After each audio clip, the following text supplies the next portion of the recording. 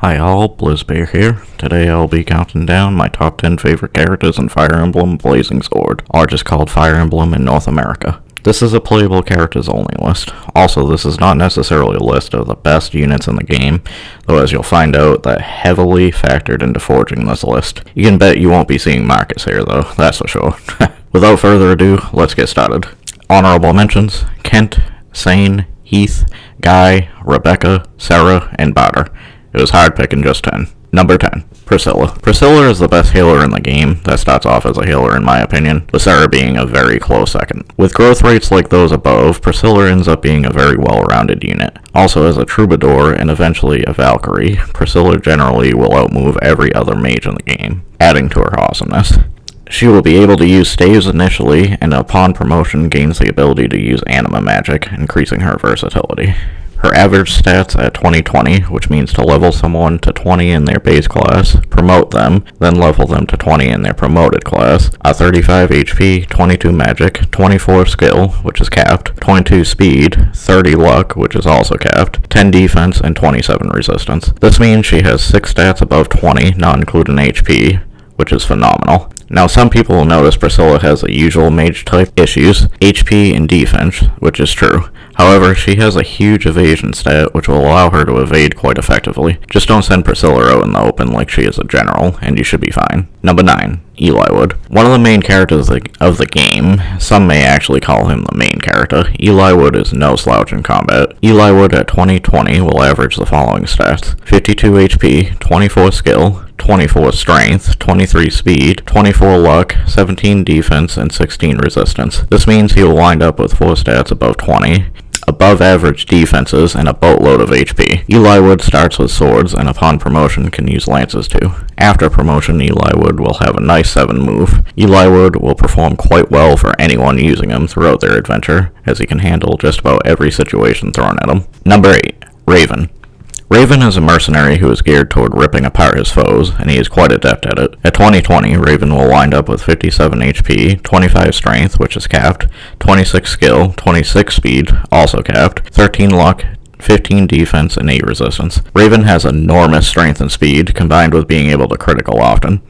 On the other paw, his defense is average and resistance is terrible, though he does have 57 HP to offset this. If you're a strategic general, you'll keep Raven far away from mage armies. He wields swords initially, picking up axes after promotion. Raven has 6 move, which is fine in my book. Statistically speaking, Eliwood is better, but I like the destructive focus of Raven more. Number 7, Lowen. Now, some of you may be surprised by Lowen even making this list, let alone landing at number 7. Some of you, I imagine, are saying, Lowen?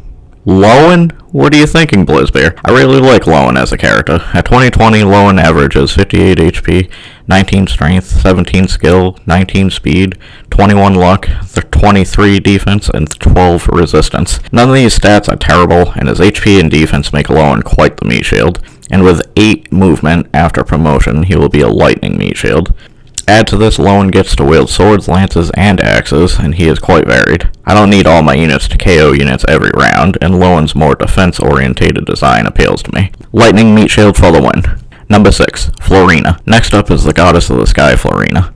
Florina has a great 8 move coupled with being able to fly, which gives her massive mobility. This makes her an asset in getting treasures on certain maps. This fact alone makes Florina quite useful. Then factor in her 20-20 stats, which are 44 HP, 22 strength, 25 skill, which is capped, 28 speed, which is also capped, 26 luck, 11 defense, and 19 resistance, and Florina is downright amazing. She has an overabundance of evasion to overcome her lack of defense. Florina's resistance is more than enough to tackle most magic threats. I mean, what more could you ask for in a flyer? Number 5, Oswin.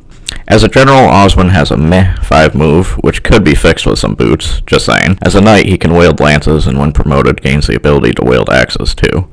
Oswin has an enormous 15 constitution, meaning he will be unencumbered by many weapons, which is great. At 20-20, he will average 59 HP, 27 strength, 20 skill, 17 speed, 13 luck, 30 defense, which is capped, and 15 resistance. For a general, these are great stats. 59 HP, 30 defense, and 15 resistance means Oswin is extremely effective as a tank. Oswin also has a massive 27 strength, meaning his likely one-hit attacks and counters will pack quite a punch. Fun fact, Oswin outclasses Wallace in just about every category. Poor Wallace wishes he was as great as Oswin. Send this legendary wall out on his own so that entire armies may fall before his might. Number 4, Nino. Lots of people put Nino down because she comes very late in the game and extremely underleveled, so I know many Fire Emblem veterans will be upset I have her in my top 10. However, I have no problem with leveling up a latecomer, so long as they are worth it and Nino exceeds this bar. Nino outclasses any other mage in the game in terms of raw stats. At 2020, with 40 HP, 25 magic, 27 skill, 26 speed, which is capped, 25 luck, 12 defense, and 25 resistance, which is also capped. This means she winds up with 5 stats over 25. That's incredible. Nino is also an excellent choice for the Aphis drop. She has the usual mage issues, HP and defense, but is counteracted by Nino's enormous evasion. She has a decent 6 move and wields anima initially and stays upon promoting. Also, her story is very sad. All Nino wanted was for Sonya to love her, and all Sonya ever did was hate her. However, I have hope Nino will rise above her tragic beginnings, as she is better than Sonya ever was in every way. Number 3, Lyn. Next up, we have the sacred treasure of Sakai, Lady Lindis. Lyn starts off wielding swords, and upon promoting, gains the ability to use bows too. She handles both excellently, and if you're one to favor putting more fragile units in the back, she has that great utility. Lyn has 6 move, and her growth rates are really good, and Lyn will average 45 HP, 21 strength, 29 skill, which is capped, 30 speed, which is capped, 25 luck, 12 defense, and 16 resistance at 2020.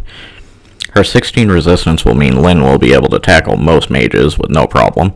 Lyn's below average defense could be looked at unfavorably, something I alluded to earlier, but when you add 30 speed and 25 luck, you get an absurd amount of evasion, allowing Lyn to dance around her enemies like they're stuck in mud. I would characterize Lyn as a souped up sword master with bows for utility, or the goddess of blades.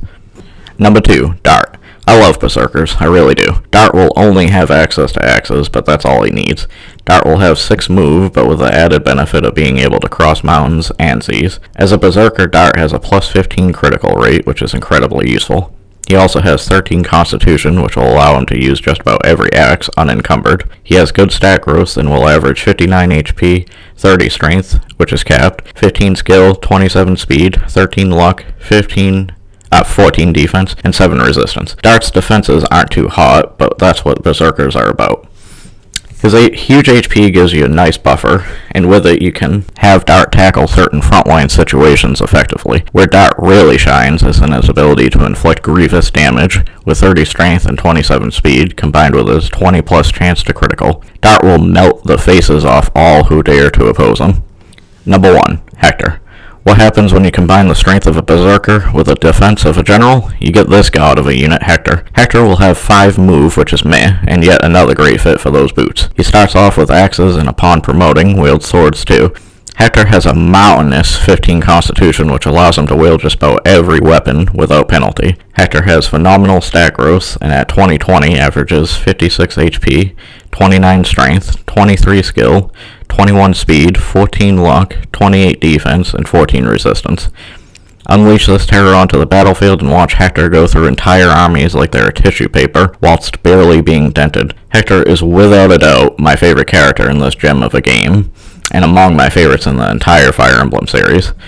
Additionally, Hector is one of the best units in the entire series. Well done, Hector.